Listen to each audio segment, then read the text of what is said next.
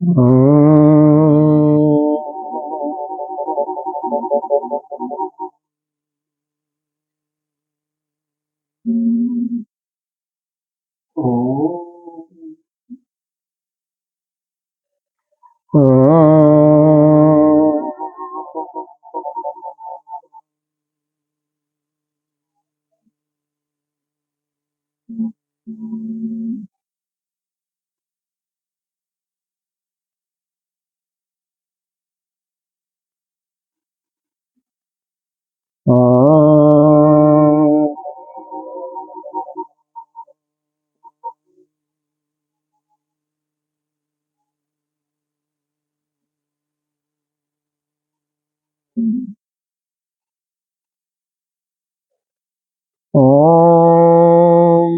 सहना भवतु सहनो भुनक्तु सह वीर्यं करवावहै तेजस्विनामधीतमस्तु मा विद्विषावहै।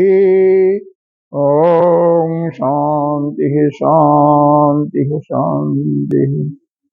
सच्चिदानन्दरूपाय विश्वोत्पत्त्यादिहेतवे तापत्रयविनाशाय श्रीकेशवाय वयं नमः। नारायणं नमस्कृत्य नरं चैव नरोत्तमं देवी सती व्यासं ततो जयमुदीरयेत्। अखण्डमण्डलाकारं व्याप्तं येन चराचरं तत्पदं दर्शितं येन तस्मै श्रीगुरुवे नमः। अज्ञानतिमिरान्धस्य ज्ञानाञ्जनशलाकया चक्षुरुन्मीलितं येन तस्मै श्रीगुरुवे नमः। गुरुर्ब्रह्मा गुरुर्विष्णु गुरुर्देवो महेश्वर गुरुः साक्षात् परं ब्रह्म तस्मै श्रीगुरुवे नमः। त्वमेव माता च पिता त्वमेव बन्धो च सखा त्वमेव विद्या द्रविणं त्वमेव सर्वं मम देवदेव। गजाननं भूतगणाधिसेवितं पपेतजम्बोफलचारुभक्षणम् उमाशतं शोकविनाशकारकं नमामि विघ्नेश्वरपादपङ्कजम्। अनंत श्री विभूषित श्री 1008 पंचायती महानिर्वाणी अखाड़ा के अग्रणीय श्रोतीय ब्रह्मनिष्ठ महामंडलेश्वर एवं उत्तर प्रदेश संत समाज के अध्यक्ष श्री सदगुरुदेव भगवान के चरणों में कोटि कोटि वंदन नमन। यहाँ के अधिष्ठान देव भक्तजन सभी के अंतःकरण में विराजमान वश आत्म स्वरूप परमात्मा को प्रणाम करते हैं। और ये 13वें मंत्र से आगे पढ़ते हैं। जग छेद बांग मनसी पढ़ेंगे या पढ़ेंगे। जग छेद बांग मनसी प्राज्ञ पढ़िए। जग छेद जच्छेत बांग मनसी प्राज्ञ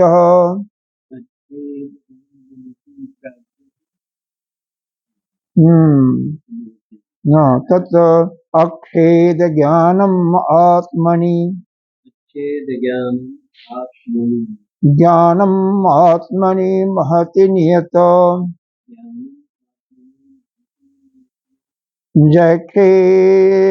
जक्षेदांत आत्मनि उत्तिष्ठ जाग्रत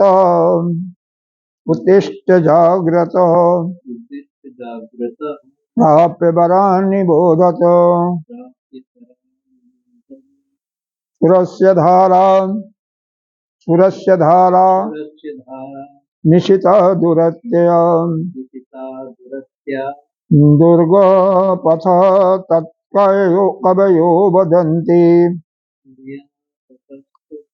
कवयो वदन्ति। यहाँ पर देखिए, हाँ वहाँ अभी भाष्य 13वें का नहीं हुआ, भाष्य नहीं हुआ था, केवल मंत्र का अर्थ बताए थे आपको। 14 का, हाँ अच्छा 13 का हो गया था ना, हाँ 13 का हो गया था, 14 का भाष्य नहीं हुआ। ठीक है, ठीक, 14-15 ठीक, बहुत सुंदर।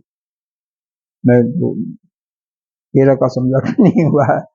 हाँ, यहाँ पर किसी भी चीज का, देखिए हम कोई भी साधना करते हैं त्रिपुटी बनती है। जैसे आप ध्यान ध्यान में बैठते हैं, नहीं कभी बैठते होंगे 10 मिनट पहले, तो एक तो क्या होता है, ध्येय वस्तु जिसका आप ध्यान कर रहे हैं, आप हो गए ध्यानी। जो साधना कर रहा है उसको कहते हैं ध्यानी। और बीच में जो वो एक क्या बोलता है, दोनों के बीच में जो संबंध जोड़ रहा है वो उसको क्या कहते हैं, ध्यान। आप देखो, आप ध्यान कर रहे हो, किसी का ध्यान कर, पहले समझो फिर उसके बाद उसको जोड़ो। एकदम ध्यान किसी का कर रहे होगे, परमात्मा का, अपनी आराध्य का कर रहे हो, या अपने आत्मा का ही इतना परिपक्व है तो अपने आत्मा में कहते हैं। तो जिस वस्तु का ध्यान कर रहे हैं उसको हम ध्येय कहते हैं। ध्येय मतलब उसका आप कर रहे हैं ध्यान, और जो ध्यान करने वाला है उसको ध्यानी हो गया। और जो बीच में कड़ी बनती है, जो दोनों में संबंध स्थापित करती है, उसको ध्यान करते हैं, उसी के नाम से पुकारते हैं। इसी प्रकार से नोट कर लिया करो, एक कागज पेंसिल ये होता है ना, इसीलिए स्टूडेंट के रूप में अब चलो ना।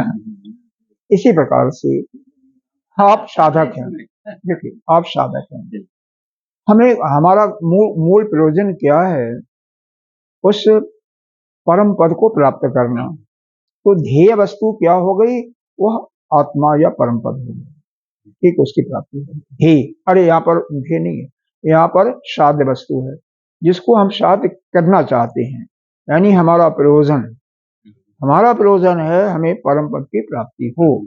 तो यहाँ पर क्या हो जाएगा, इस साधना के स्तर पर साध्य क्या हो जाएगा, वह परम पद की प्राप्ति, या परम पिता परमेश्वर उसको पाना चाहते हैं, या वह परब्रह्म। ठीक, अब इसमें जो साधना कर रहा है वह साधक हो गया, ठीक है।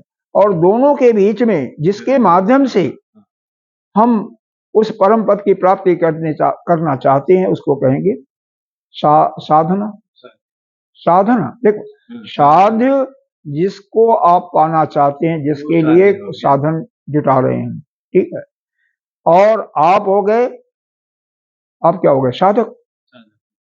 और बीच में जिसके माध्यम से, जिसके द्वारा आप कर रहे हो, जैसे श्रवण मनन निध्यासन, यह सब क्या हो जाएगा, यह हो जाएगा साधन। जब तक ये समझ में नहीं आएगा आगे साधन, हाँ ठीक है ना। ये नोट आता है तो फिर बोलता नहीं है, क्योंकि हमें स्वयं याद है कि बहुत दिनों के बाद ये ठीक से समझ में आया था। यह त्रिपुटी हर एक चीज की बनती है। अच्छा, हाँ, तो त्रिपुटी हर एक चीज की बनती है। हाँ, यह तो बाद में मिलेगा, इसका मेरे को ध्यान नहीं आया था, सारी पर। अब इसमें होता क्या है, हमारा मूल प्रयोजन है उस परम पिता या पर ब्रह्म की प्राप्ति। अब उसके लिए हमें क्या यहाँ पर बताया गया, 13वें मंत्र में ही बताया गया ना कि, अरे 14वें मंत्र में, कि उत्तिष्ठ करने के लिए, जागने के लिए, कहाँ से, जो हजारों लाखों वर्षों से हम सोए हुए हैं, सोए नहीं हुए, अज्ञान में पड़े हुए हैं। इसी के लिए श्रुति माता ने कहा कि उत्तिष्ठ, उठो। भाई अज्ञान में जाकर के ही तो हम सोए हुए हैं, अज्ञान के पहले नहीं होता तो नहीं सोते। अच्छा, अब हाँ, अभी ठीक है, हम सोए हुए हैं, इसका यह भी नहीं बताया गया होगा ना, ये एवं पुरुष संगति भी नहीं बताया गया होगा ना, नहीं बताया गया। तो इसके लिए साधन क्या बताया गया, साधन इसमें क्या बताया गया कि जो क्रमशः आप सूक्ष्म के तरफ चलते जाइए, स्थूल से लेकर के सूक्ष्म की तरफ चलते जाइए। स्थूल क्या है, हमारी इंद्रियां, हालांकि सबसे स्थूल शरीर है, और यही शरीर एक माध्यम है, बिना शरीर के यह साधना नहीं हो सकती है बिना शरीर, हाँ, शरीर के बिना यह साध्य वस्तु की प्राप्ति नहीं हो सकती है। और यहाँ पर इसी शरीर को रथ के रूप में समझाया गया है कि इसको मान लो यह रथ। इसका, इस पर सवार होने वाला, इसका जो स्वामी है वही जीवात्मा, इसका जो बुद्धि है वही जो है सारथी है, मन है लगाम, और इंद्रियां जो है वो घोड़े हैं, इंद्रियां घोड़े। तो यह जो शरीर रूपी रथ हुआ, इसके यह जितने भी यह कड़ियां आ रही हैं, इंद्री, मन, बुद्धि, क्रमशः आ रही है ना, और वो बाद में आ जाएगा वो आत्मा, परब्रह्म है, बीच में आ रही है। क्योंकि यही माना गया ना शरीर का, शरीर को तो नहीं लिया गया लेकिन इंद्री लिया गया। वो जो कल की प्रक्रिया बताए थे उसी को ध्यान दो, मन, बुद्धि, और बुद्धि के बाद समष्टि बुद्धि हिरण्यगर्भ लिया, और फिर हिरण्यगर्भ समष्टि बुद्धि एक ही है, एक ही। हाँ, कहीं अलग अलग भी कर देते हैं, वो बात अलग है, शांति योग में अलग करते हैं, बाकी एक ही, और कहीं केवल हिरण्यगर्भ करते हैं, यहाँ पर दोनों चीजें। और उसके बाद उसको अव्यक्त में या माया या प्रकृति में कर देते हैं, फिर उसके बाद उसको आत्मा। तो यह यहाँ पर यह बताया गया कि जैसे जैसे हम चलते जाते हैं तो स्थूल से सूक्ष्म की तरफ जाओ, जो सूक्ष्म होगा वही महान होगा, वह ज्यादा व्याप्त होगा, वही श्रेष्ठ होगा, वही जो है प्रत्यक्ष आत्म स्वरूप होगा। क्यों कि वह जो स्थूल है वो उसके अधीन होगा, उस पर वह शासन करने वाला होगा। ये समझ में आ जाता फिर आगे बढ़े। जैसे हालांकि बताया गया लेकिन इस प्रकार से नहीं बताया था, जैसे आपके इंद्रिय स्थूल है, उससे सूक्ष्म क्या है विषय, और विषय से सूक्ष्म क्या है मन। तो यहाँ पर मन जो किसको कंट्रोल कर रहा है, इंद्रिय, इंद्रिय किसके अधीन आ गई, मन के अधीन आ गई, यानी मन हो गया स्वामी और इंद्रिय हो गई उसका करण, हो गया यानी सेवक हो गई। विषय तो उसके अंदर ही विषय हुआ, तो विषय के बाद इंद्रिय हो गई। अब मन फिर जाकर के क्या बताया गया, कहाँ करना, बुद्धि में। बुद्धि क्या हो गई, वह स्वामी हो गया, वह मन को नियंत्रण कर रहा है। वैसे भी सारथी ही मन को नियंत्रण करेगा, मन घोड़ों को नियंत्रित करेगा, जो लगाम होगा उसके माध्यम से, ठीक है। तो वो जो सारथी हुआ, तो सारथी यानी सारथी जो बुद्धि रूपी जो सारथी है, बुद्धि जिसकी भी विवेकशील होगी, संस्कृति होगी यानी शुद्ध होगी, वही जो है मन को कंट्रोल, ठीक से कंट्रोल करके, और वही मन फिर घोड़ों को भी ठीक करेगा। यानी उसका जो यह रथ रूपी पहिया, जो रथ है, जो शरीर रूपी रथ है, वह ठीक डायरेक्शन में चलेगा जैसा वह चाहेगा।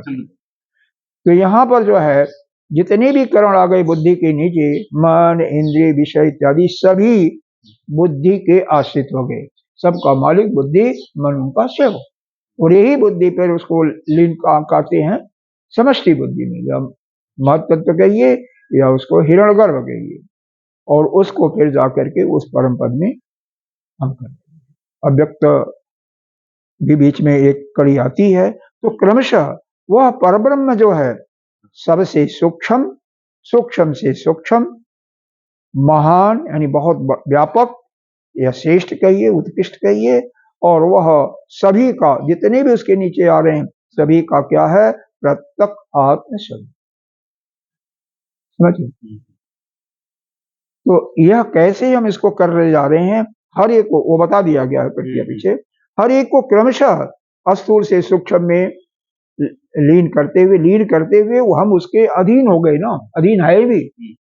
अब देखिए बुद्धि और जो समष्टि है, वो अभी समष्टि के अंदर ही बुद्धि है, बुद्धि का काम होता है निश्चय करना, मन संकल्प विकल्प करता रहता है, तो संकल्प किसके बारे में करता है, जो बुद्धि निर्णय करती है उस संकल्प करता है, इसी के बारे में सोचता है, या चित्त के अंदर जो है उसकी बातें भी चित्त की नहीं है यहाँ पर हो रही।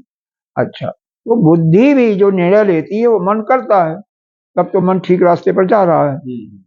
बुद्धि मतलब ठीक है, उसका सुसज्जित है, मन को पंखा वो गलत चलाया, आपको गर्मी नहीं मालूम। श्री राम जय राम जय जय राम, श्री राम जय राम जय जय राम, श्री राम राम राम जय जय राम, श्री राम जय राम जय जय राम। तो कभी कभी बुद्धि जो है हमारी व्यष्टि बुद्धि, यह भी समष्टि बुद्धि से प्रभावित होती है, क्योंकि समष्टि बुद्धि पूरे ब्रह्मांड की एक, तो उसकी में जो कोई व्याधान पड़ता उसके अनुसार हमारा बुद्धि को भी अपने निर्णय को बदलना पड़ता है।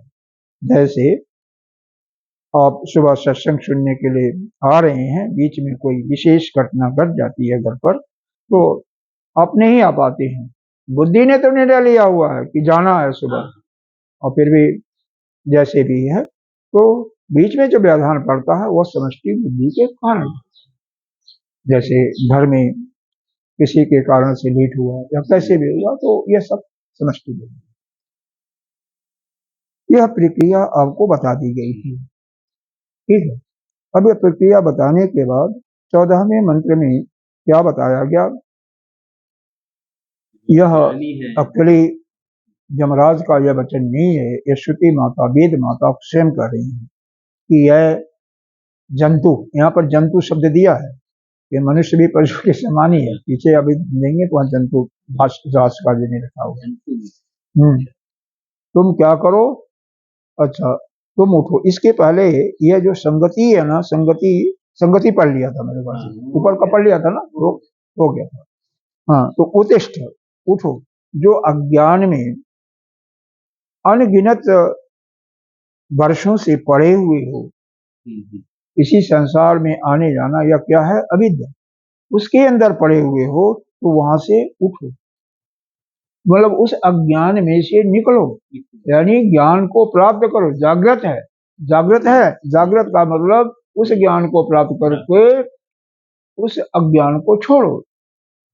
आप अभी अज्ञान में पड़े हुए हैं, अज्ञान में पड़ने का मतलब जो आप जो है कहाँ पर हैं, आप क्रिया नाम रूप और कर्म में फंसे हुए हैं, और उनके कारण ही क्रिया कारक, उसको दबा दीजिए, लाल वाला दबा दीजिए, कोई टेलीफोन कर रहा होगा, लाल, नहीं तो ज्यादा आना जाता, ठीक है।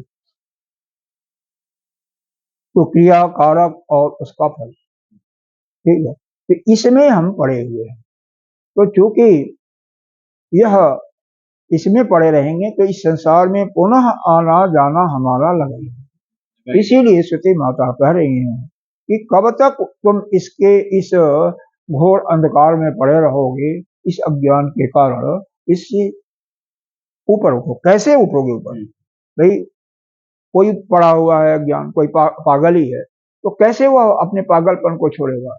जब कोई उससे श्रेष्ठ कोई डॉक्टर मिलेगा जो उसको दवा देगा तभी होगा। और यहाँ पर जो डॉक्टर की बात की गई है वह बताया गया है कि बरानी बोधत, बरानी जो श्रेष्ठ श्रुति और श्रुति ब्रह्मनिष्ठ कोई आचार्य है या गुरु है या संत है, तो वह जो श्रोत्रिय भी है ब्रह्मनिष्ठ भी है, वह उसके पास जा करके उसको प्राप्त करके ज्ञान प्राप्त करो, क्योंकि जब ज्ञान प्राप्त करोगे तभी जा करके आप उस जो भवसागर में पड़े हुए हो, उस अज्ञान के समुद्र में, वहां से ऊपर उठोगे।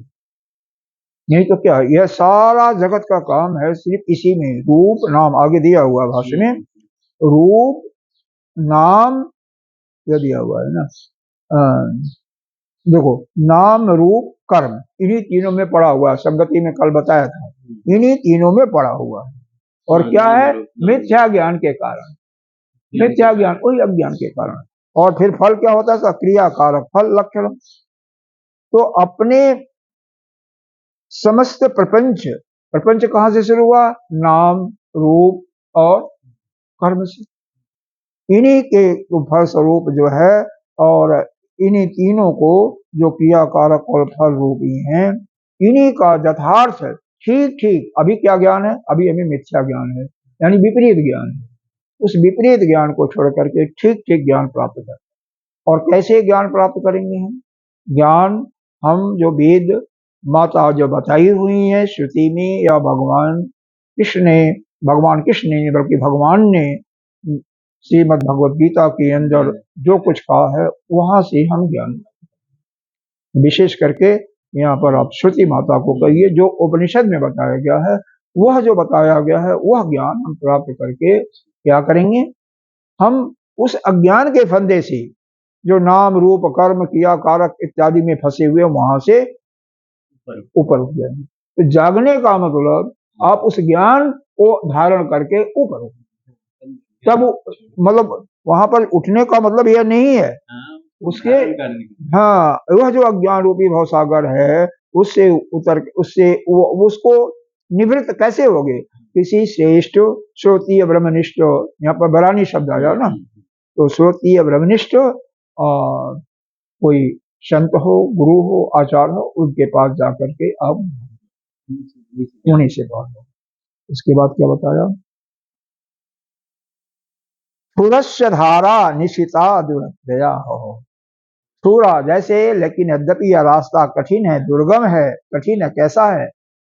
जैसे छुरा होता है ना, उस निश्चिता मतलब बहुत तेज धार होती है, तो उस छुरे के तेज धार के ऊपर दुर्गत्या के समान बहुत ही दुर्गम है, आसान नहीं है, उसके ऊपर चलना पड़ेगा। देखो जब मदारी होते हैं ना, जादूगर, वो क्या करते हैं, अरे जो अभ्यस्त हो जाते हैं, यह जो थालियां होती है ना, थालियों के ऊपर उनका नृत्य होता है। कैसे? ऊपर 7 मटके पड़े हुए हैं, 7 घड़े पड़े हुए हैं, नीचे से कोई अगर पैसा भी गिराता, 100 का नोट, 200 का नोट, तो झुक करके मुंह के द्वारा उसको पैसे को भी ले लेती है। हाँ, तो अभ्यास की बात है। तो उसी प्रकार से फिर सधारा निशिता, निशिता मतलब बहुत ही तेज। आप लक्ष्मण जी को देखा था, अरे सुना होगा, देखा कहाँ, हमने भी नहीं देखा, आपने कोई नहीं देखा, लेकिन जो हमारे रामचरितमानस के अंदर, रामायण के अंदर बताया जाता है कि लक्ष्मण जी जब भी खाली होते हैं, कोई काम नहीं, जब रास्ता चलना बंद हो जाता है, माता और जानकी और श्री रामचंद्र जी के लिए कंद मूल फल दे करके, और जब वो सोने लगते हैं, तो उनका एक ही काम है, क्या? अपने बाणों को पहना कर।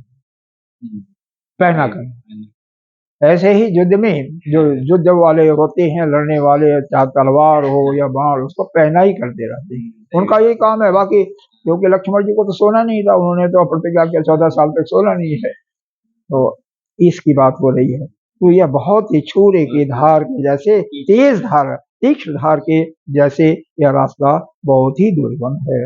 फिर भी क्या करो तुम, क्या करो? दुर्गम पथ कवियों बदंती, क्योंकि कवि लोग, विद्वान लोग यही बताते हैं कि यह बहुत ही दुर्गम है। फिर भी आप अभ्यास के द्वारा और अभ्यास के माध्यम से और श्रेष्ठ जो श्रोतीय ब्रह्मनिष्ठ आचार्य से शिक्षा ले करके आप जग जाओ, यानी ज्ञान प्राप्त करके आप उस भवसागर में जो पड़े हो वहां से उठो। इसका अर्थ समझ में आ गया? तो पूरा प्रकरण में आ गया। अब इसका भाष्य है ये, अनादि अविद्या प्रसुता उत्तिष्ठ हे जंतवः, मतलब हे जंतु, जो साधक है उसको जंतु कहा गया है, और मनुष्य को कई जगह पशु कहा गया है, क्योंकि देवताओं का तो पशु है ही है। अब देवताओं की पूजा करते हो, देवताओं के लिए यज्ञ करते हो, तो आप पशु हैं ना देवताओं के, ऐसा वेदों में कहा। तो हे जंतु, भाष्यकार ने भी कहा, हे जंतु, अनादिकाल से जो इस अविद्या से सोए हुए हो, इससे उठो। अविद्या में पड़े हुए हो, इससे आप ऊपर उठो। अविद्या में पड़े हुए, अनादिकाल का मतलब पता नहीं, अनगिनत लाखों वर्ष, कुछ नहीं, हजारों वर्ष, कुछ पता नहीं कितने वर्ष है, क्योंकि हर एक भी कोई हजारों वर्ष से पड़ा होगा, कोई लाखों वर्ष से पड़ा होगा, पता नहीं कितने दिन से पड़ा होगा। आत्मज्ञान अभिमुख भवतः और उठ करके क्या करो, आत्मज्ञान प्राप्त करो। कैसे? जागृत ज्ञान निद्राया घोर रूपाया सर्वान अर्थ बीजभूताया क्षयम पुरुतः। यह जो अज्ञान की जो निद्रा है, जागृत अज्ञान निद्रा, यह अज्ञान के कारण जो आप सो रहे हो, कहा कैसे सो रहे हो? घोर रूपाया, मतलब घोर रूप से आप सो रहे हो। सर्वान अर्थ बीज भूताया, यह सभी अनर्थों का जो बीज है वही, उसी को हम अज्ञान निद्रा का कर। तो उसको क्या करो तुम? क्षय करो, उसको नष्ट करो। हाँ, जो अज्ञान रूपी जो बीज है उसको नष्ट करो और उसको नष्ट करके उठो। कैसे नष्ट होगा? वही किसी श्रुति ब्रह्मनिष्ठ आचार्य को पकड़ो, गुरु को पकड़ो और उनसे जाकर के शिक्षा ग्रहण करके, और जब शिक्षा ग्रहण कर लोगे तो ज्ञान प्राप्त आपको हो जाएगा। तो ज्ञान प्राप्त हो जाएगा तो यह जो बीज है वो सब नष्ट हो जाएगा, संचित कर्म भी नष्ट हो जाएगा। इसीलिए वह कहा जाएगा। कथम, तो कहते हैं कैसे? कहीं और दिमाग डाला आपका, डालना नहीं चाहिए, यहीं पर रहना चाहिए। कैसे? कथम माने कैसे। तो देखिए कैसे बता रहे हैं। प्राप्त उपगम्य बरान, कैसे? कैसे? बरान, किसी उत्कृष्ट आत्मज्ञानी को, जो प्रकृष्ट प्रकृष्ट हो, प्रकृष्ट आचार्य विद्वत उपदिष्टम सर्वांतरम आत्मानम अहम अस्मि इति, कि अहम अस्मिति, हम ही आत्मा हूं, ऐसा जो सर्वांतर जो पहले आया था ना, सर्वांतर आत्मा, उस सर्वांतर आत्मा के बारे में किसी बरान, कोई श्रेष्ठ और प्रकृष्ट, प्रकृष्ट का मतलब यहाँ पर वही आत्मज्ञानी जो कि श्रोतीय ब्रह्मनिष्ठ हो, वेदों को जानने वाला भी हो और उसका अनुभव भी अपने अंदर किया है, ऐसा आचार उसको प्राप्त करके इस उसके पास जाना पड़ेगा। कैसे जाना पड़ेगा? बताया गया ना, परीक्षा लोकान कर्मान ब्रह्मणो नास्ति कृतम तद विज्ञानार्थम स गुरुमेवा विगच्छति। समत्पाणिम श्रोतियम ब्रह्मनिष्ठम, वह ज्ञान प्राप्त करने के लिए किसके पास जाना है? सब कहते हैं समत्पाणी। समत्पाणी का मतलब होता है, उस समय जिस समय की चर्चा हो रही थी तो इतनी जंगल ही रहते थे, जो गुरुकुल चलते थे जंगल में ही, कोई मड़ई डाल करके वहीं पर रहते थे, वहीं पर बच्चे पढ़ते थे। तो वहां पर जरूरत क्या होती थी? लकड़ी की सुविधा की। तो समत्पाणी वह लकड़ी लेकर के जाते थे वह उनको हवन करने के लिए। तो और किसके पास जाना? समत्पाणी के साथ श्रोतीय जो ब्रह्मनिष्ठ है उसके पास जाना और वहां से ज्ञान को प्राप्त करना। तो जो वह जो उपदेश करेंगे सर्वांतर यामी जो आत्मा है कि मैं ही हूं, मैं यही हूं, ऐसा जानो। और फिर क्या है? निबोध अवगच्छत न ही उपेक्षितव्यम इति, उनकी उपेक्षा नहीं करना। वह जो आचार्य हैं उनकी उपेक्षा नहीं करना चाहिए। श्रुतु अनुकंप्या मातृवत, यह श्रुति माता, इसको जैसे एक माँ अपने बेटे को पुचकार करके समझाती है, वैसे श्रुति माता हम लोगों पर कृपा कर रही हैं, समझा रही हैं। ये जो वह आचार्य हैं जो कि श्रोती हैं, ब्रह्मनिष्ठ हैं, जैसा कहें उसको धारण करो और उनकी अवहेलना मत करो, उनकी उपेक्षा मत करो, क्योंकि वही जो है वह जो सर्वांतर आत्मा है उसके बारे में ठीक रूप से जानते हैं और वही उस सर्वांतर आत्मा का ज्ञान दे करके कि तुम ही हो और कोई नहीं है, और वह तुम ज्ञान प्राप्त करके उठो। अब इसके बाद कैसे बताते हैं? अति सूक्ष्म बुद्धि विषय तु ज्ञेयस्य किम इव सूक्ष्म बुद्धि उच्यते, कह रहे हैं क्योंकि वह जो ज्ञेय पदार्थ है जो ज्ञेय पदार्थ जिसको जानना है, किसको जानना है? वो सर्वांतर आत्मा को जाना है, परब्रह्म को जाना है। तो वह सूक्ष्म बुद्धि का ही विषय है, सूक्ष्म बुद्धि विषय। वह सूक्ष्म बुद्धि मतलब जिसका सूक्ष्म बुद्धि होगा वही उसको जान सकता है। हाँ। अब अगर दूसरा उसका पीछे का अर्थ लो तो वह सबसे महान है ना, उसके आगे तो कुछ नहीं है। अब उससे तेज बुद्धि तो किसी की हो ही नहीं सकती है, वहां पर प्रश्न उठेगा। यही देखो, अभी तक जो प्रक्रिया बताई गई है, जो सूक्ष्म होता है वो स्थूल को अपने आश्रय कर रहा है, स्थूल जो वस्तु सूक्ष्म में लीन हो रहा है। तो जितना भी सूक्ष्म से सूक्ष्म है, प्रकृति से लेकर के या माया से लेकर के विषय तक, यह सब कुछ तो लीन हो गया उस आत्मा में, परब्रह्म में। अब जानेगा जो सूक्ष्म बुद्धि वाला होगा, अति सूक्ष्म बुद्धि, यहाँ पर भास्कर जी ने लिखा हुआ है अपने आचार्य जी ने, या जो जगत गुरु शंकराचार्य जी ने, तो उनसे सूक्ष्म बुद्धि कैसे हो सकती है? उस प्रक्रिया को लिया जाए, उस प्रक्रिया को लिया जाए कि सूक्ष्म वाला ही स्थूल को ग्रहण करेगा, तो उससे सूक्ष्म तो पहले बता दिया गया कोई है ही नहीं है। तो अति सूक्ष्म भी है, बोला गया अति सूक्ष्म बुद्धि जितना ही संभव हो सकता है। अति सूक्ष्म बुद्धि विषयात, वह विषय कैसा है? अत्यंत सूक्ष्म बुद्धि का है। गेयश, उसको जान करके किम इव, तो कह रहे हैं कैसी होती है सूक्ष्म बुद्धि? सूक्ष्म बुद्धि इत उच्यते, कैसी होती है? तो क्या बता रहे हैं? सुरस्य धाराग्रम निशिता तीक्ष्णीकृता दूरत्या दुखेन इति अयो ऐसा सा दुरत्या जथा सा पदभ्याम दुर्गमनीया तथा दुर्गम दूह संपादम इत एतत् पथ पंथानम तत्व ज्ञान लक्षणम मार्ग कवियो मेधाविनु वदंती। जो कवि है, मेधावी है, यानी विद्वान लोग है, वह यह बताते हैं, क्या बताते हैं कि जैसे छुरी की धार होती है जिसका अग्रभाग बहुत ही नुकीला होता है, वैसे ही वह कठिन होती है, उस पर चलना ना, पहना होता है ना, नृत्य होती है, जिसे बहुत कठिनाई से ही, बहुत मुश्किल से ही उसको पार किया जा सकता है। जिसको भी पार किया जाता है उसको नृत्य कहते हैं। तो जिस प्रकार उस पर पैरों से चलना आसान नहीं है, बहुत ज्यादा अभ्यास की जरूरत है, बहुत ज्यादा अभ्यास की जरूरत है। उसी प्रकार यह आत्मज्ञान का जो रास्ता है वैसा ही दुर्गम है, वैसा ही ज्यादा से ज्यादा अभ्यास की जरूरत है। तो कठिन मार्ग है, कठिन नहीं है, अभ्यास की जरूरत है बस, कठिन कुछ नहीं। माँ ये तो बता रही हैं, हाँ, जो जिसके माइंड में नहीं घुस रहा उसके लिए तो कठिन है,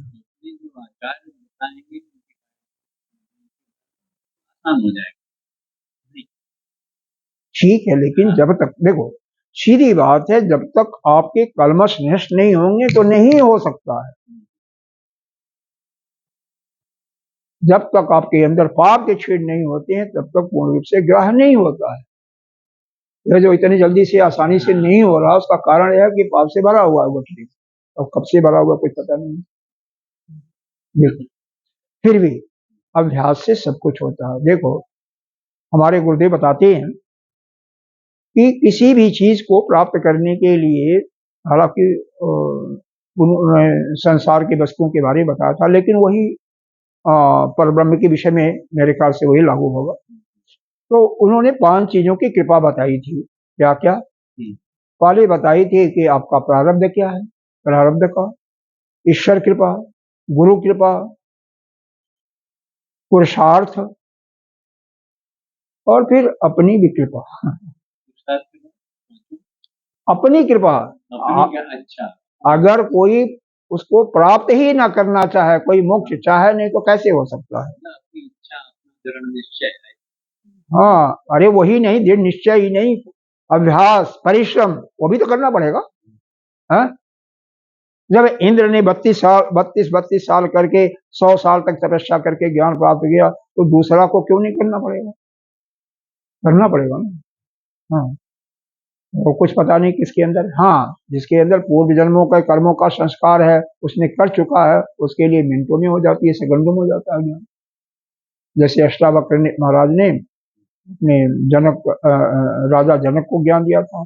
एक उन्होंने कहा कितने समय लगेगा, उन्होंने कहा महाराज एक पैर को अपने उस पे क्या कहते हैं, पैडल क्या कहते हैं घोड़े का जो होता है, उस पर रखो, दूसरा पैर जब तक उठा करके दूसरे पैडल पर रखोगे उतने समय में ही जितना समय उसमें लगता उतने समय में ज्ञान हो जाएगा, उतने समय में ज्ञान प्राप्त करेंगे। तो ज्ञान तो कुछ ऐसा नहीं है, लेकिन अंदर अनुभव हो वो बड़ा मुश्किल है। इसलिए ईश्वर की भी कृपा चाहिए, यहाँ पर तो शास्त्र की भी कृपा चाहिए, आचार्य की कृपा चाहिए। गुरु का मतलब वही गुरु आचार्य की बात होगी ना, वो कृपा हो गई।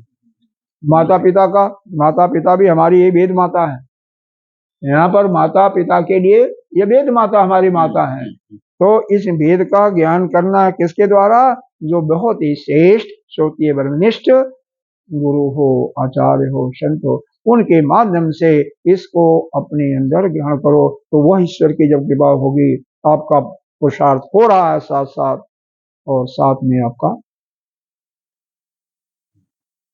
प्रारब्ध भी है, तो ज्ञान प्राप्त हो जाएगा। हालांकि प्रारब्ध शरीर के लिए होता है, प्रारब्ध जो है शरीर के लिए होता है, शरीर के लिए होता है। तो उसको प्रारब्ध को हालांकि नष्ट तो नहीं किया जाता, लेकिन फिर भी आप करके यह अभ्यास करके गुरु को, कल बताया था ना, जथा देवो तथा गुरु बताया था ना, तो जथा देवो तथा गुरु, जस्य पराभक्ति देवो तथा देवो तथा गुरु। जैसे देवता में, परमात्मा में जो भक्ति है, श्रद्धा है, निष्ठा है, उतना ही भक्ति श्रद्धा जब गुरु में होती है तो यह जो श्रुति माता है अपने आप ही उसको प्रकाशित कर देती है, उस अर्थ को शब्दों के अर्थ को। अब आगे देखिए, तो उससे पैरों से चलना कठिन बता दिया गया। उसी प्रकार यह आत्मज्ञान का मार्ग है। जैसे एक छुरी हो, चाकू हो, बहुत तेज धार हो, उस पर कोई चलने के लिए कहे तो बड़ा मुश्किल है, दुर्गम है, उसी प्रकार से यह ज्ञान प्राप्त करना भी दुर्गम है, लेकिन असंभव नहीं है। ऐसा ही विद्वान लोग कहते हैं, ठीक है ना, हम नहीं कह रहे हैं, विद्वान कहते हैं। ज्ञान अस्य इति सूक्ष्मं तु उत विषयस्य ज्ञान मार्गस्य दुसंपाद्यत्वं बंधति इति अभिप्रायः कह रहे हैं। इसका अभिप्राय क्या है कि वह ज्ञेय वस्तु जो उस ब्रह्म को जानना चाहते हो अत्यंत सूक्ष्म होने के कारण, वह जो, हाँ, वह जो परब्रह्म है इतना सूक्ष्म है, इसी के कारण से विद्वान कह रहे हैं कि उससे संबंधित जो ज्ञान रास्ता है, ज्ञान का रास्ता है, वह दुर्गम है, हाँ, दुष्प्राप्य है, आसानी से उसको प्राप्त नहीं कर सकते। क्यों? आपको बताया कि भाई वह सूक्ष्म से सूक्ष्म है, उससे सूक्ष्म कुछ हो नहीं सकता। न तो कोई उसके उत्कृष्ट होता है, हो सकता है, न उसे वही प्रत्यगात्मा स्वरूप सभी का है। अब जब वही है, अब समस्या यहाँ पर खड़ी होती है कि जो प्रक्रिया बताई गई साध्य को प्राप्त करने के लिए, जिस साधन का जो साधक वह करता है, साधन को अपनाता है, उसमें बताया गया कि सूक्ष्म से जैसे ही ऊपर की तरफ स्थूल वस्तु सूक्ष्म की तरफ चलती जाएगी, तो जो आगे वाला होगा, जो सूक्ष्म होगा, जिसको वह ग्राह्य कर रहा है, उससे वह सूक्ष्म होगा, वह उससे व्यापक होगा, और उसका जो है प्रत्यक्ष आत्म स्वरूप होगा।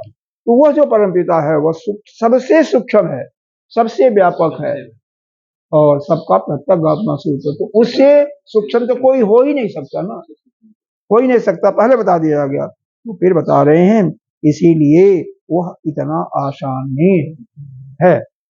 आगे देखिए, तत कथम इति सूक्ष्मतम ज्ञेय से तो चाहते कह रहे हैं, उसके ज्ञान की अत्यंत सूक्ष्मता किस प्रकार है। तत् कथम, उसको कहिए क्या, अति सूक्ष्मतम, ये जो अति सूक्ष्म की बातें आप कह रहे हो, उसको जानने के लिए जो अति सूक्ष्मता की बात कर रहे हो उसको बताइए। तो इस पर कहते क्या कहते हैं, इति उच्यते अस्थूला त अवधियम मेदनी शब्द स्पर्श रूप रस गंधोपचिता सर्व इंद्रिय विषय भूता तथा शरीरम। यहाँ पर इस मंत्र का वह अर्थ भावार्थ समाप्त हो जाता है, यह संगति है, ठीक है। यहाँ पर क्या बता रहे हैं, यह जो जैसे शब्द स्पर्श ये 5 विषय है ना, पांचों ज्ञानेंद्रिय के 5 विषय हैं। हाँ, शब्द स्पर्श रूप रस और गंध। शब्द जो है आकाश का है, आकाश का गुण है, और स्पर्श वायु का, धूप अग्नि का, आदित्य का, अग्नि का, और रस किसका है, जल का, गंध पृथ्वी का, गंध पृथ्वी का। तो इसमें कह रहे हैं यह तव आदियम, इसमें से सब में इन 5 विषयों में से यह 5 यह जो है शब्द स्पर्श रूप रस गंध, इसमें 5 विषयों में से वृद्धि को प्राप्त हुई था संपूर्ण इंद्रियों का विषय भूत यह पृथ्वी स्थूल है, ऐसा ही शरीर भी है। यहाँ पर मतलब यह है कि देखो, यह पैदा हुआ आकाश से वायु बनी, तो आकाश का गुण जो है शब्द उसके अंदर होगा, उसके अंदर एक ही गुण है शब्द। लेकिन वायु जो है बनी, वायु के अंदर सबके गुण आ गए, उसके भी आकाश का भी गुण आ गया। तो वायु के अंदर अपना गुण तो था ही स्पर्श सुख, और उसका भी आ गया।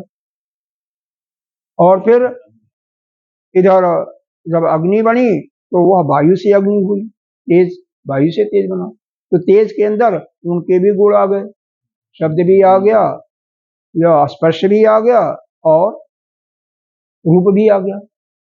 और तेज से क्या हुआ, रस बना, जल बना, तो जल के अंदर उनके भी गुण आ गए, अपना गुण जो है स्वाद वो भी आ गया, रस भी आ गया। और फिर जल से पृथ्वी बनी, तो पृथ्वी में इन सब का गुण आ गया। और जब पंचीकृत करते हैं तो हर एक में हर एक का गुण आ जाता है। बहुत सूक्ष्म में तो बिल्कुल पंचीकृत नहीं होता, पंचीकृत होता है, लेकिन इसमें सभी पंचीकृत होते, सब में सभी आ जाता है। वही कर रहे हैं, इसका मुख्य जो है पृथ्वी है। पृथ्वी मेदनी कहते हैं पृथ्वी को, मेदनी कहते हैं पृथ्वी को। और पृथ्वी के कारण ही सभी भारी भी होते हैं। हवा चलती है तो भारीपन लगता है, नहीं लगता है, लगता नहीं लगता है। हवा चलती है, जब तेज चलती है तो भारीपन लगता है कि नहीं लगता है, उठा ले जाती है, कार को भी फेंक देती है, देखा है कि नहीं देखा, तूफान आया होगा, कभी न कभी आया होगा, सबको, हाँ, सबको फेंक देती है। तो उसी प्रकार से अब यहाँ पर आइए, यही बता रहे हैं कि इनके अंदर जो है पृथ्वी जो है, अब मेदिनी क्यों कहते हैं पृथ्वी को, तो 2 बार का इसका दृष्टांत दिया जा सकता है। एक तो जब भगवान का 12 अवतार हुआ था, उस समय पृथ्वी को चुरा करके ले गया था हिरण्याक्ष। हाँ, तो पृथ्वी थी ही नहीं, तो वहां से उसको मार करके लाते हैं, यहाँ पर स्थापित करते हैं। दूसरा मधुकैटभ, जो विष्णु भगवान के कानों से ही पैदा हुए थे, तो उनको भगवान ने मारा था जंघा पर बैठा था, और उनके जो मेदा होता है ना, उसी से यह पृथ्वी बनी थी, ऐसा पुराणों में वर्णन आता है, ठीक है ना। तो इसके कारण से मेदा से हुआ, तो मेदिनी इसका नाम पड़ गया। एक नाम मेदिनी भी है, ये मेदिनी के लिए बता रहे हैं, और कुछ नहीं, इसमें नहीं बता रहे हैं, आपको मैं बता रहा हूँ, हमारे गुरुदेव ने बताया था, उसके अनुसार बता रहे हैं। अच्छा, तो यह जो शरीर है, उनमें जितने भी विषय हैं, उनमें गंध आदि गुणों में से एक एक का अपकक्ष होने से जल से लेकर के आकाश पर्यंत चारों भूतों में देखो, अब उल्टा चलिए, सबसे क्या है, पृथ्वी, सबसे स्थूल क्या हुआ, पृथ्वी।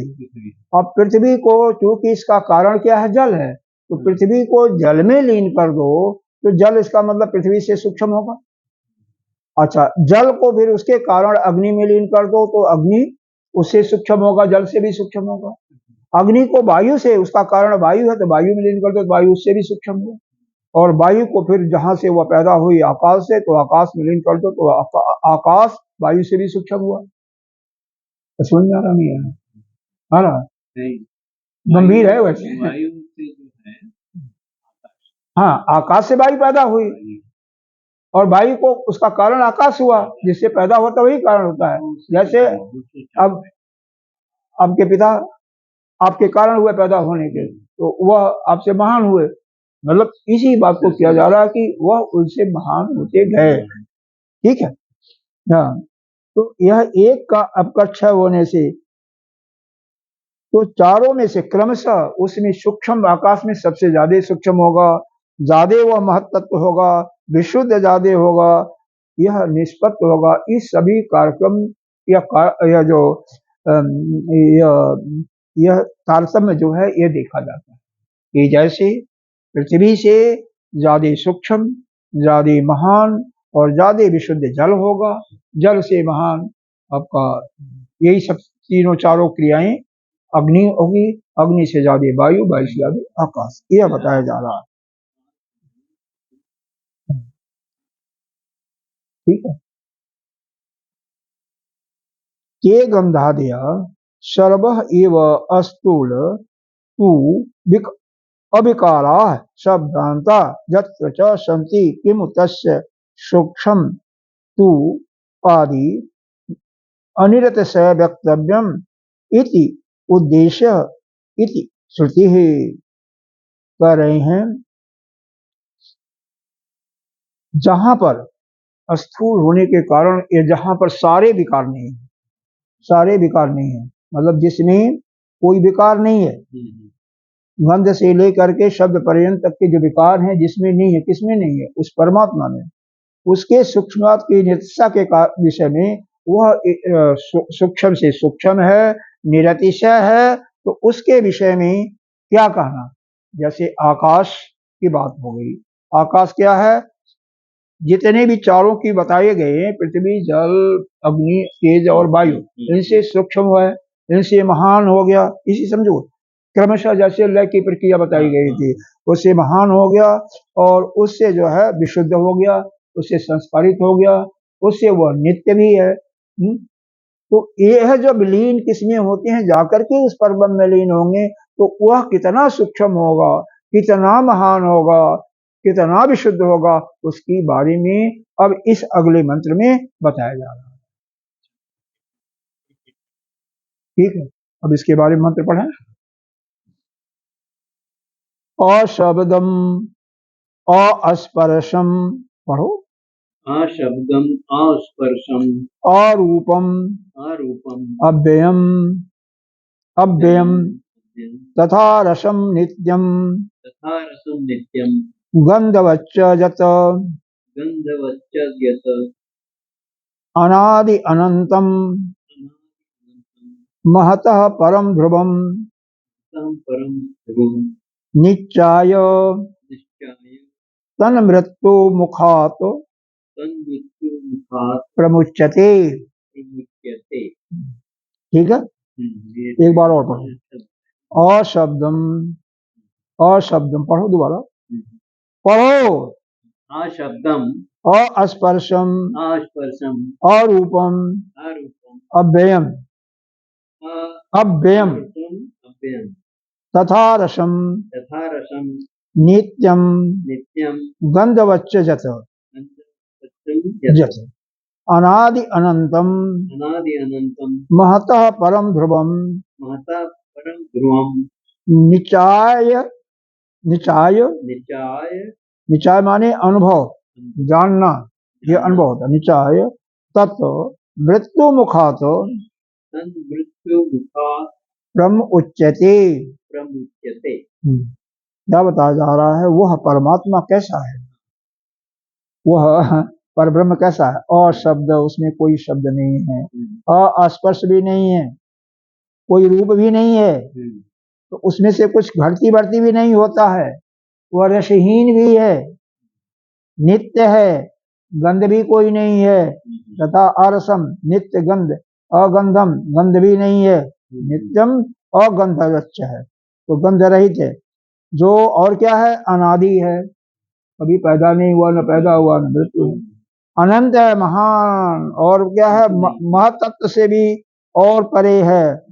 और क्या है, ध्रुवम है, मतलब निश्चल हुआ, इधर उधर से कहीं ठसाठस भरा हुआ। उस निचाच तन मृत्यु मुखात्र मुचैते, कह रहे हैं उस आत्म तत्व को, आत्म तत्व को जान करके यह साधक जो है मृत्यु के मुख से छूट जाता है। उससे इसका मतलब यह मृत्यु रूपी, दुख रूपी जो संसार सागर है, यह उसके बारे में जब वह ज्ञान प्राप्त कर लेता है तो बिल्कुल मुक्त हो जाता है। हाँ, देखो, अशब्द उसके अंदर शब्दहीन है, मतलब शब्द भी नहीं है, न शब्द है, न स्पर्श का सुख है, न रूप कोई है उसका। पहले बताया गया था निराकार है वो। हाँ, निराकार, कोई आकार नहीं है। और अव्यय, कोई इसमें घटोत्तरी बढ़ोतरी भी नहीं होती है। तथा अरसम, कोई रस का रस भी नहीं है। और नित्यम, नित्य है, यानी जन्म मृत्यु से भी परे है। गंध, गंध भी नहीं है, कोई गंध भी नहीं है, गंध रहित भी है। अनादि है, अनादिकाल से चला आ रहा है। महान से महान, अनंत होते हुए महान से महत्तत्व से भी परे है। ध्रुवम अचल, महत्तत्व ग्रंथ से भी परे है, अचल है। वो ऐसा समझ करके कोई भी साधक उस मृत्यु का जो मुख है, यानी यह मृत्यु रूपी जो संसार सागर है, इससे वह पार हो जाता है। समझ में गया?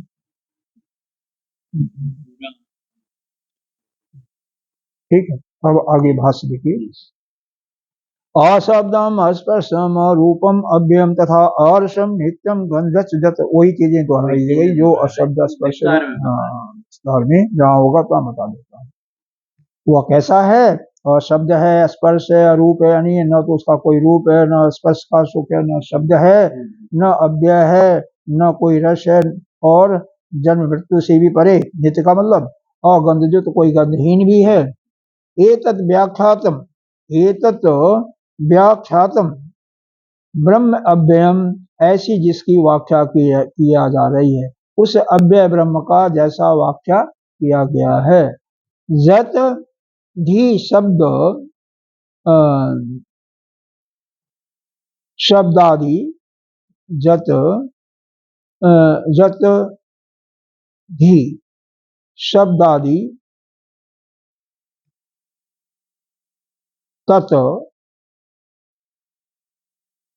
अव्यतीतम तू अशब्द आदिम तू आदि अव्ययम न वेति न क्षीयते।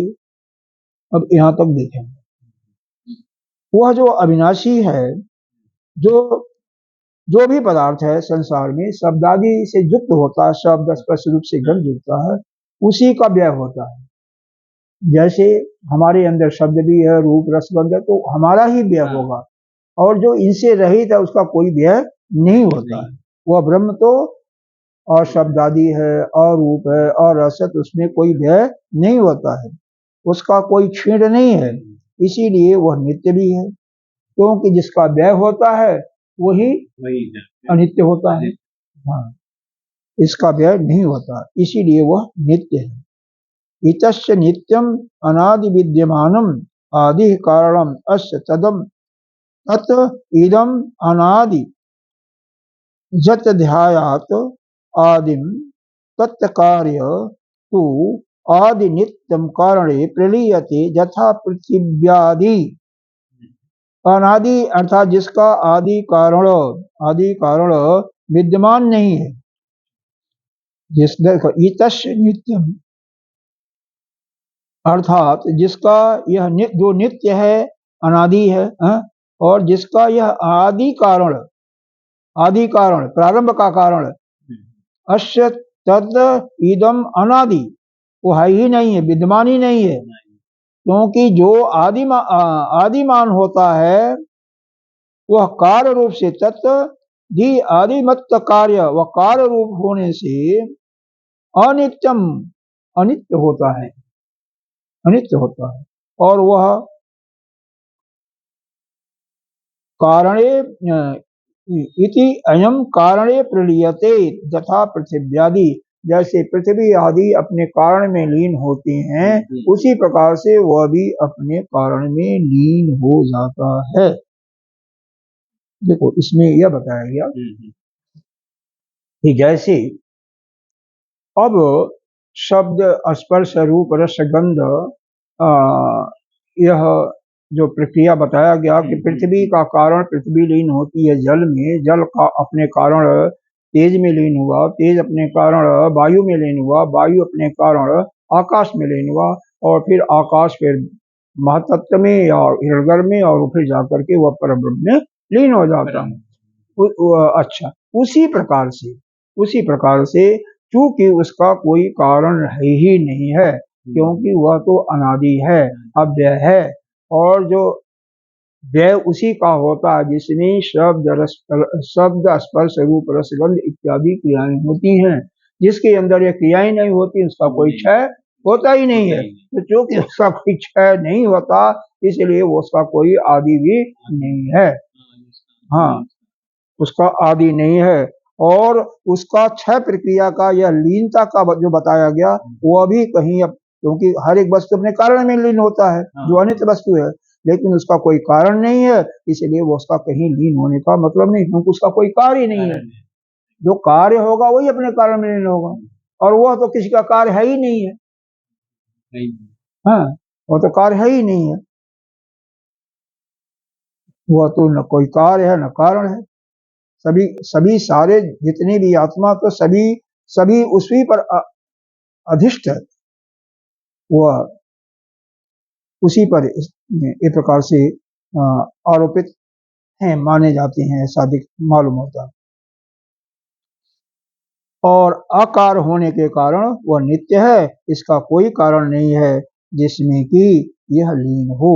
अगर उसको कोई बनाया होता तो उसमें लीन होता, क्योंकि वह तो स्वयं है, स्वयंभू है, इसलिए इसका कोई कारण ही नहीं है। इसलिए, और वह भी स्वयंभू भी नहीं है, कब पैदा हुआ, तो अनादिकाल चला आ रहा है, अनादिकाल से वह परमात्मा हमारा ऐसा है। तो ऐसा अगर उसके बारे में थोड़ा सा जानकारी हो जाए तो कितना अच्छा। तथा अनंतम अविद्यमानो अंत कार्यम अश तद अनंतम, इसी प्रकार आत्मा अनंत भी है। तथा अनंतम, जिसका अविद्यमान कह रहे हैं, जिसके अंदर अविद्या हो ही न, वही अनंत है। हाँ, अविद्यमान हो, मतलब जो कार्य जो है अविद्यमान हो, जिसके अंदर अविद्या है ही नहीं हो, वही अनंत है। यथा कदल्य आदि, कहते हैं फल आदि की बातें कर रहे हैं, कदली फल होता है, कदली आदि फल आदि कार्य उत्पादीन अपि अनित्यम दिष्टम न च तथापि अनंतत्वम ब्रह्मण अतोपि नित्यम। कह रहे हैं जिस प्रकार फल आदि होते हैं, वह कार्य उत्पन्न करने से भी कदली आदि पौधों की अनित्यता देखी जाती है। कदली कोई फल होगा, कदली किसको कहते हैं, केले को नहीं कहते हैं, कदली मतलब सब जितने भी पौधे होते हैं सभी अनित्य हैं, कोई भी नित्य नहीं है। हाँ, क्योंकि अनंत किसको कहा गया, जिसके अंदर कोई कार्य ही विद्यमान न हो, कोई कार्य ही न हो, वह जिसका अंत जो है, अर्थात कोई कार्य उसमें हो ही न हो, उसे अनंत कहते हैं। जिस प्रकार यह जो फल होते हैं, यह जो उत्पन्न होते से इनकी अनित्यता देखी गई। क्यों अनित्यता देखी गई, इनका कोई कारण है, इनका कारण वह वृक्ष है, वृक्ष का कारण उसका बीज है, तो उनका कारण होता है। उसी प्रकार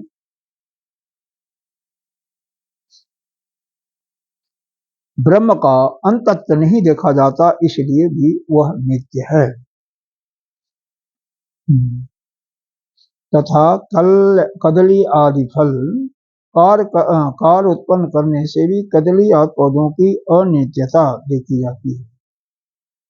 हम सबकी सभी नित्य अनित्य हैं, ठीक है। तो यहाँ पर उसी प्रकार है, इसका अर्थ थोड़ा सा उसी प्रकार, मतलब उनको भी अगर किसी को नित्य शो किया जाता तो उस प्रकार का कहना मेरे ख्याल से श्रेष्ठता होता। हाँ, क्योंकि जो उदाहरण दिया गया वह कदली फल का भी, किसी फल का दिया गया, कदली फल का, तो वह फल तो अनित्य है, बताया भी जा रहा, भाष्यकार बता रहे हैं। फिर उसी प्रकार जो यह कहा गया, यह थोड़ा सा फलादि कार्य यथा, जैसे, यथा का मतलब जैसे, कदली आदि फल, आदि फलादि कार्य उत्पादेन अपनित्यम, आदि जो फल हैं वो उत्पन्न होने से वह कार्य होते हैं, दिष्टम न च तथापि अनंतम, वह दिखाई देते हैं, ठीक है। दिष्टे न च, अच्छा यहाँ पर वैसे न कहकर के न च, लेकिन यह जो ब्रह्म है वह, उसमें कोई किसी का कारण नहीं है, तो वह क्या है, वह नित्य है, अनंत है, ततो अपि नित्यम, अनंत है इसलिए नित्यम है, उसमें अनित्यत्व का कोई गुण है नहीं, क्योंकि कोई कारण नहीं है, किसी का कोई कारण नहीं है। इस प्रकार से यह हिंदी वाला थोड़ा सा कंफ्यूजिंग है, संस्कृत ठीक है।